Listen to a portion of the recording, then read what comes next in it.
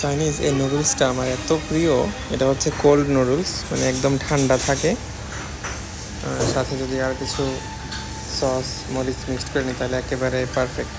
শেষে এদের এই স্যুপটা আমার খুবই প্রিয়। এটা হচ্ছে খাসি বা গরুর নলি এগুলো মিক্সড করা থাকে এখানে। মানুষ বলে চায়নাতে নাকি হালাল খাবারের অনেক সমস্যা, কিন্তু আমি সবসময় 1 থেকে 2 কিলোমিটারের মধ্যে কোনো না কোনো মুসলিম রেস্টুরেন্ট পেয়ে যাই। তো সবসময় মুসলিম রেস্টুরেন্টগুলোতে খুব স্ট্রিক্টলি তেমন কিছু লেখা থাকে না। আজকে একটা রেস্টুরেন্টে আসলাম, এটা আমার কাছে খুবই ভালো লাগলো। এখানে লেখা আছে যে দিস ইজ হালাল শপ, নো আউটসাইড ফুড। মানে এখানে হচ্ছে তারা বোঝাতে চাইছিল যে হালাল ফুড ছাড়া অন্য কোনো ফুড নাই।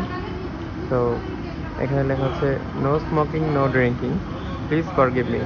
তো নর্মালি অনেক রেস্টুরেন্টে হচ্ছে বিয়ার, তারপরে নর্মাল যে খাবারগুলো থাকে হারাম কিছু বিক্রি করে না, বাট বিয়ার বা স্মোক টোক করার মতো ফেসিলিটি থাকে।